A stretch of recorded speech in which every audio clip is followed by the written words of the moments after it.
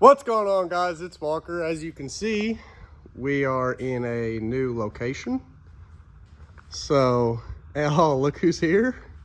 So stay tuned. Let's get into it. So to start off with this video, we are going to be fixing my wideband gauge. So I'll show you what it's doing.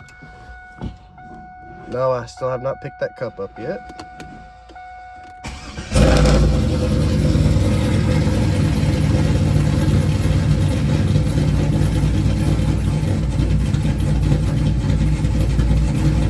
Give it a second.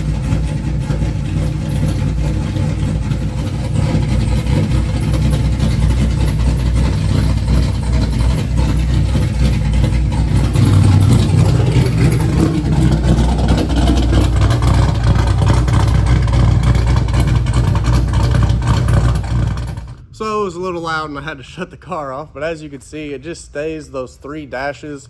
The problem is where we have this ran at the moment, it goes, I don't have my pin light, it goes right down next to the header, and it touched the header and burned it. So now, first thing we're gonna do in this video is jack this thing up because the rack's tied up by old Steven's ambulance. So we're gonna get this on some jack stands, go ahead and get that wiring fixed up, and then we'll move on to the next thing. So as you can see, in that little tiny spot right there is where it got burnt up. But as you can also see, there is absolutely no room to fix that with a splice or anything, with this header being in the way. So we're going to come up with a plan to drill a hole in the floorboard somewhere, run this wire up through the floorboard so that doesn't happen again, and it can get fixed the proper way. So let's take some time, figure out where we're going to put it through at, and I'll get back to you. Alrighty, so we found the disconnect here that goes to the sensor. Just got it unplugged there and then cut where it was burnt. So as I said, you know, we're gonna come up somewhere under the floorboard here, which is right underneath the passenger seat, thankfully, so it's not gonna be hard to hide wires or anything like that. As far as the wire that, where'd it go? Ran down the side over there and connected to it. See, it's all burned up right there. We're gonna get that part cut off, run back through here, and then after it's ran back through the inside, we're going to figure out a way to run it under the seat over there. So let's get to it.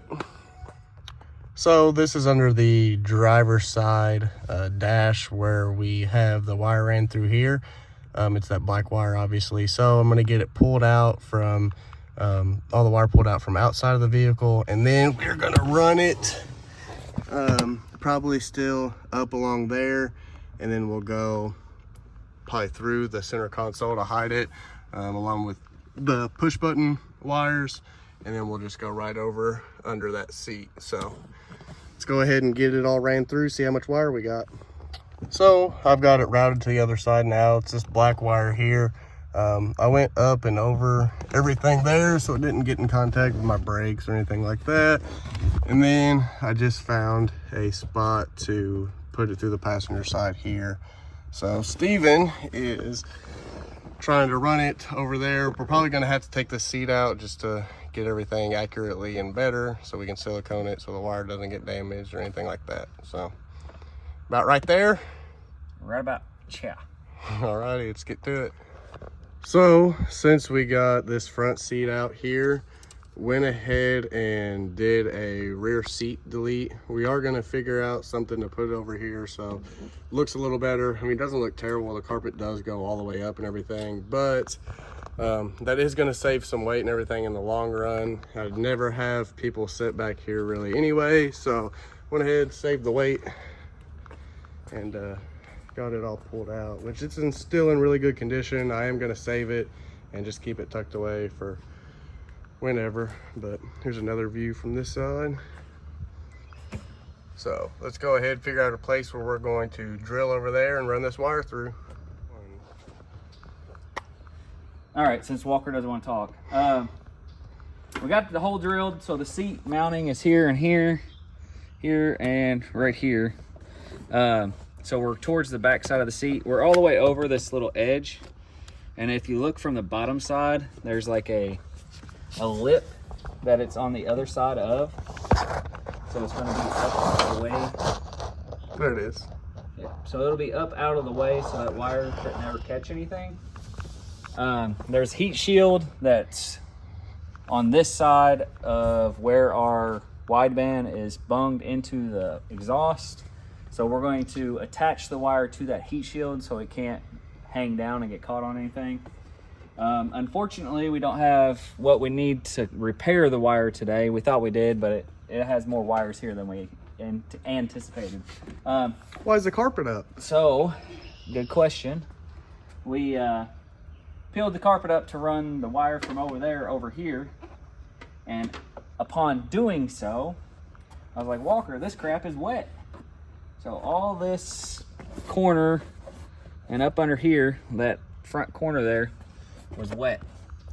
So he's probably got a T-top or something that's or leaking. That seal right there. No, it's coming from the top. You don't drive this thing in the rain much. No. Not enough to be that wet. So the top's probably leaking somewhere. The door or top or something is leaking inside. So he's just gonna have to be more cautious with parking this thing outside. So from here, we're gonna repair this wire, leave this to air out, and yeah.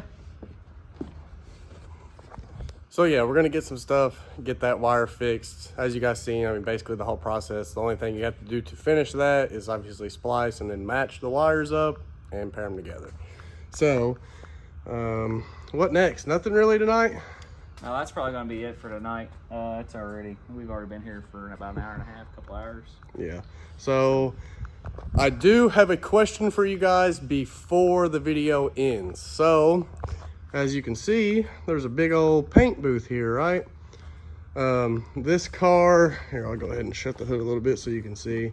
This car's paint used to be really, really clean, but over the years, you can see some spots where it got nicked there. I mean, the hood's pretty clean. This is the worst spot on the entire car.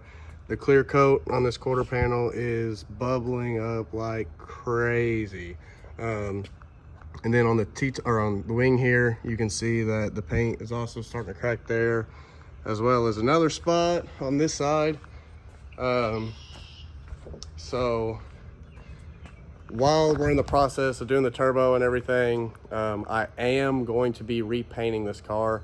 I'm not going to go the same exact red that's on it, but I do want your guys' input on what color you would like to see the car in the future. So go ahead, drop your suggestions down in the comments below. I'll look through those and then we'll see. One of your guys' picks might end up on the car. So go ahead and drop your comment now. Why are you always gonna record me? Anyway, we do have a color in mind, actually. So I'm curious to see if anybody can guesses the color that we have in mind. Any hints? It's gonna be a pearl. What kind of pearl? How dark? How light? Who knows? You'll see soon enough. So while we're here, I went ahead and brought all of this stuff over here so it's not in my way, and whenever we're ready for it, it's here, ready to go. So if you guys are out of the loop, this is obviously a VS Racing Turbo. It's a 78 mil Gen 3. These are not going to be used, so don't even pay attention to that. The wheels on that flange, and where he's wanting to mount the turbo, we're going to have to change that flange anyway. So we're going to redo those. And yeah. I think we got a set here that we might be able to donate. So, but yeah, there's everything. I mean, there's piping, intercooler, blow valve, wastegate, blah, blah, blah, blah, whole 9 yards, except fuel system and injectors, but we will be getting that before too long, so not really worried about it for now. But that's going to be it for today's video. Make sure you like, subscribe, and I'll see you very, very soon.